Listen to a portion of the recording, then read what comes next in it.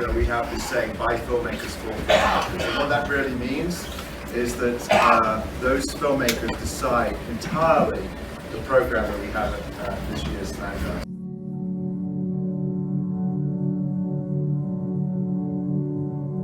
I've always come into rooms with a force, and I've always been the kind of person who doesn't take no for an answer if there's an injustice to be dealt with. I think a lot of people hear the word deafblind and they assume that I'm going to be quiet. And I am loud, I am snarky, I'm sarcastic, I talk a lot. Those are things that I think surprise people.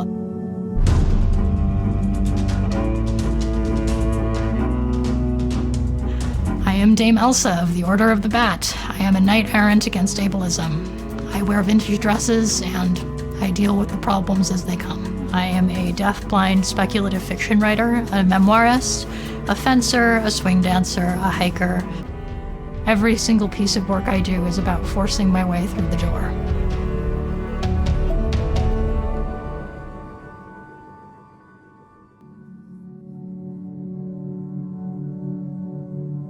It's nice to see you back at Slamdance. I know you've been involved with it since you first premiered there anyway, but I mean, it's nice to see that you have a film there again, and must be nice to return. And you know, it's funny. I just did an interview, and she was a documentary filmmaker that went into narrative, and here we have you, a narrative filmmaker, presenting a documentary. So I'm curious how you met Elsa and how this all came together. Oh, yeah. Well, I mean, first of all, that documentary narrative connection, I think I've been thinking a lot about that. Uh-huh. And, you know, as a filmmaker, my folks were documentarians. So that's kind of where I got my start.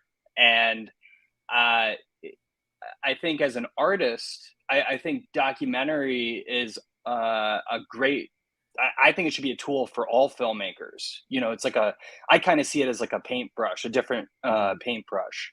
And so, yeah, I always, I like doing both, and I relish in the opportunity to do both and to get to do documentaries, because there's something very stream of conscious about being able to go out there with a camera and to just film, you know, and that's, I think, is a principle of documentary filmmaking that narrative wishes it could embrace more often.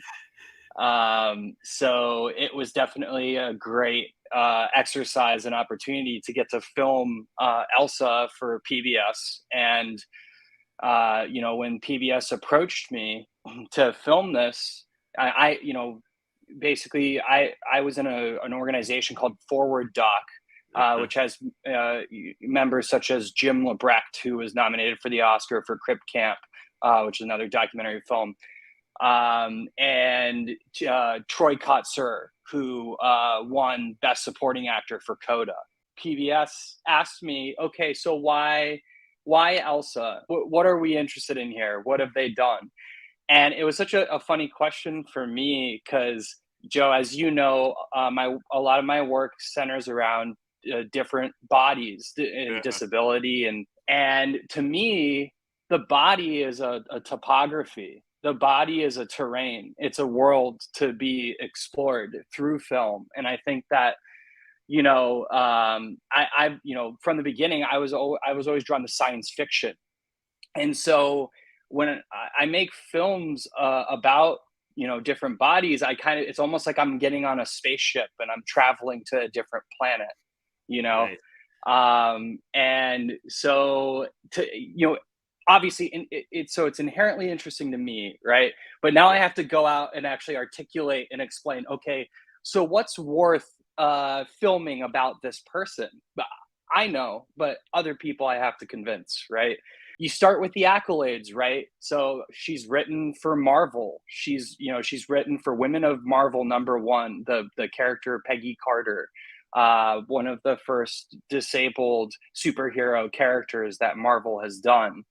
And you know, other than obviously Professor Xavier, and there are examples, actually. It's why X-Men was always one of my favorite things growing up. You just touched on the surface. I mean, she's a world-class fencer. She's a novelist. I mean, there's so much that this Elsa's done in their life, and it's just like, wow, Yeah. it's crazy to think, you know, here. I think there's a commentary there as much as there is about the disability. There's a commentary about how we perceive life differently, how sometimes we get comfortable, we get to this point where we feel like, okay, we're set with our lives.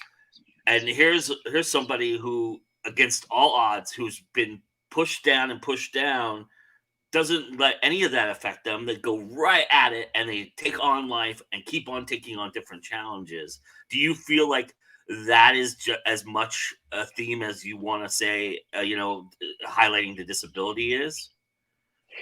Yeah, well, I mean, I think, my dad said this the other day, and I think he's spot on, because he's a disability studies professor. So we always talk about like these heady concepts of bodies and science fiction and whatever. And he said, it's a piece about creativity and how creativity stems from disability, right? Mm, And how disability isn't a story of personal tragedy. mm, I think that's really key in the film, and something that as a filmmaker, I'm doing it unconsciously almost. Like I'm in yeah, the act of, I'm there with the camera, I'm filming, I'm trying to, interpret what's going on in front of me. And, I think that cinema is very much the realm of the observer, right? So in a way, I don't know, for me, everything always relates back to disability, you know? What better observer than a disabled person? yeah, Somebody who has to navigate worlds that aren't made for them, has to sit in a wheelchair, observe from a room or wherever we allow them to be included. And, I think Elsa makes a great point when she says, nobody ever told me that I couldn't fence as a yeah, deafblind person, but also nobody ever told me that I could. And that, I think, is really key, because it's not, we're in a cultural time right now where I think a lot of people feel the need to correct others, or to tell them what they shouldn't do, but we're hmm not talking a lot about telling others what they should do, and hmm imagining where people should be that they aren't, or putting them into spaces that we might not traditionally see them in. What is your intention with what I'm sure you've shot more than what you're presenting here. I don't know if it's proof of concept for a possible feature or that. I'm curious as to what your intentions are further with Elsa and doing more in that realm. It's funny because a lot of people's reaction to the film is like, Where's the feature?" Yeah, you yeah. know, because Yeah, because I you're so think it used to it's like a bio. It feels like a biopic in that respect, right? So, and you're so yeah, used to those being yeah, so much longer. right. But I think it packs so much It in does, a yeah, 7 minute and 48 second time span. We go through Helen Keller and what yeah, her legacy is. We go through Elsa's childhood, yeah. We get to see her your drag fence. queen father. We get to see her fence. We get to talk about her talking about how she fences. Or my sword in the air connecting with yours. And from that point, I can basically model my whole world off of that body awareness. I'm pretty sure they're going to try and take advantage of my blind side, so I move my arm out, block with a parry. And what I know is that their sword just connected really hard with my sword. And there's so much more in the film. I'm not going to talk about it all here. Yeah, I think that's like really like my intention with Elsa is I just wanted to make a calling card that could get out there in as quickly and as widely as possible. And I think that short films really offer us an opportunity to do that, because with COVID and everything, also we made this, still during COVID. It's mhm. still during COVID right now. There's a new Yeah, yeah, variant. yeah. I don't know if you heard. But making something that can get out there, and because we weren't sitting in theaters at the time. Yeah, yeah. We're watching things from our computer screens at home on our smart TVs, and I think that has changed the landscape kind of how content is consumed a bit. PBS launched the film on their platform. It's on the PBS video app. It's on the PBS site, and it's on YouTube. And it got to over 10,000 views in like less than a week. So just like watching the power of that, the power of dissemination of information of a short, I think it's always a good humbling reminder as a filmmaker that you could spend a month making a 2-hour film and it might be seen less than something that we shot in 2 days. We shot this on a weekend in Seattle. I'm curious about your relationship with PBS, because PBS is a big entity, and I imagine they put all this together for you. I mean, you obviously did. You picked the subject matter, you put all that into this, but was there parameters that you had to fit into that you hadn't experienced as a filmmaker before? Because you were very indie the last time we talked, and I mean, this is still an indie project, but in the sense that it is, you're directed to their sensibilities in some respects, and I'm curious what parameters you had to deal with that you haven't dealt with before as a filmmaker. I would say that PBS was great. Mm-hmm. And I think PBS American Masters specifically is the wing that made this possible. Nice. And they really get it. They really get that there are these whole untapped worlds of stories out there in disabled people, and they're allowing for that platform, which I think that's really key. And we've seen Apple also recently has shown more of a willingness to go there, and to, they're running a commercial right now that has all kinds of disabled bodies in it, different bodies. And they also, I've heard have, a lot of inclusion efforts internally. PBS, very much I had a similar experience with.